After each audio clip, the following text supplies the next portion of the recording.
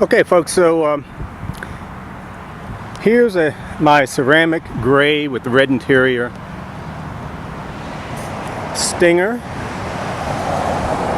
GT2,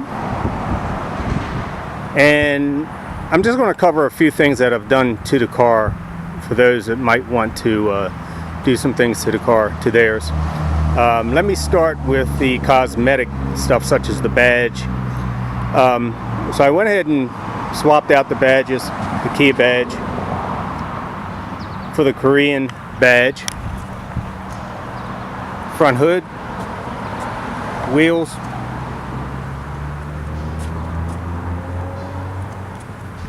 and on the rear, remove the Kia badge and put the Stinger badge on. Now these are all things that you can easily do yourself, which I did. There are great tutorials on YouTube to show you. Let me go show you what I've done under the hood. Pop the hood for you here. Nice red interior. I tell you, I love this color combination with the red and the ceramic gray. I've only seen a couple on the street. So before I talk about under hood, another thing that I did for aerodynamics, I put a front lip on it. This is from M&S. And on the rear, I did the ducktail.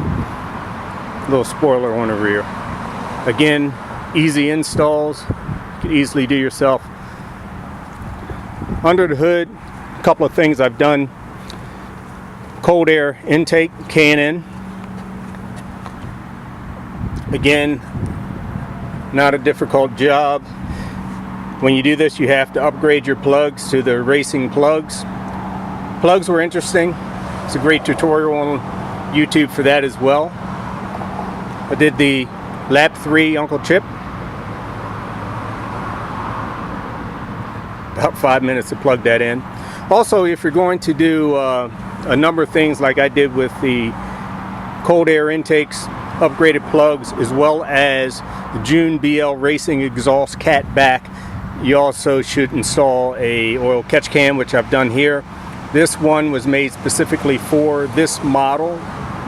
The 3.3 twin turbo has 2 inlets, 1 outlet.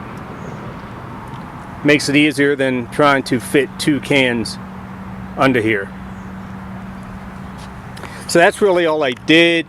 I'm thinking about doing the ECU. There's a guy out in Washington State, who's really been doing some great stuff with this car.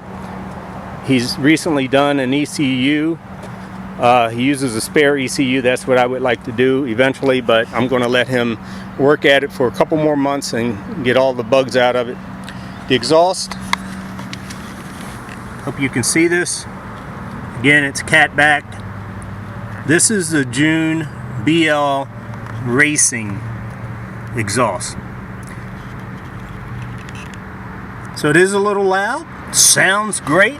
Feels good to be able to turn off the fake sound coming out of my speakers and have real exhaust sound. I mean, it really does sound great. If you're on a highway, it does have a little bit of a drone to it, unless you're just cruising along, not accelerating. I'm good with it. Some others may not be good with it. But anyway, I just wanted to show you guys a couple of things that can be done to this car quite easily. I'm no master mechanic. As long as you have some decent tools, you can do this work yourself. And again, right on YouTube, some great tutorials. Me and my GT, he does some really great tutorials, as well as Turk Motorsports. And Turk Motorsports, he's the guy that's doing the ECU. So we'll see what he does, and I might follow him. Anyway, thanks for watching. I'll keep you guys posted on what I do with this wonderful car.